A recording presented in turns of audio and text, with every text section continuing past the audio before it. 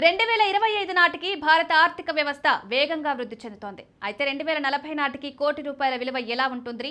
ద్రవ్యోల్బణం, ఆర్థిక విధానాలు, జీవన వ్యయం, పెట్టుబడి అవకాశాలు వంటి అంశాలు దీన్ని ప్రభావితం చేస్తాయి.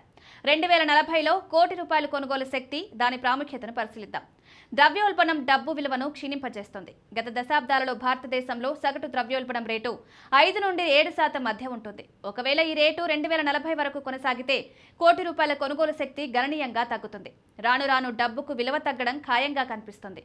ఒకప్పుడు ₹1,00,000 ఉంటే వాడిని ధనవంతులుగా చూసేవారు. కానీ ఇప్పుడు ₹1,00,000 ఏదో ₹1,000 అన్నట్లుగా చూస్తున్నారు. ఫ్యూచర్లో కూడా కోటి రూపాయలను ఓసికోటేనా అన్నట్లు చూస్తున్నారు.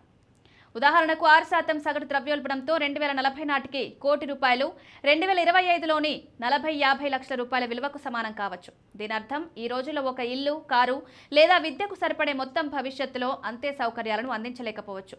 2040 నాటికి జీవన వ్యయం, ముఖ్యంగా విద్య, వైద్యం, గృహ నిర్మాణ రంగాలలో గణనీయంగా పెరుగుతుంది.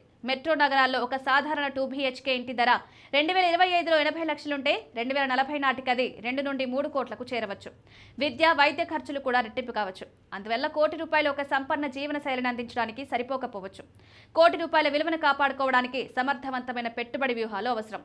Stock market, mutual funds, real estate వంటి రంగాలలో దీర్ఘకాలిక పెట్టుబడులు ద్రవ్యోల్బణాన్ని అధిగమించే అవకాశం ఉంది. 8 నుండి 10% వార్షిక రాబడితో కోటి రూపాయల 2040 నాటికి 2-3 కోట్లకు పెరగవచ్చు. ఇది భవిష్యత్ ఖర్చులను భరించడానికి సహాయపడుతుంది. 2040లో కోటి రూపాయలు ఈ రోజులాగా ఆకర్షణీయంగా కనిపించకపోవచ్చు. ద్రవ్యోల్బణం, పెరిగే జీవన వ్యయాల కారణంగా దాని కొనుగోలు శక్తి తగ్గుతుంది. అందుకే ఆర్థిక ప్రణాళిక, తెలివైన పెట్టుబడుల ద్వారా భవిష్యత్ విలువను కాపాడుకోవడం ముఖ్యం.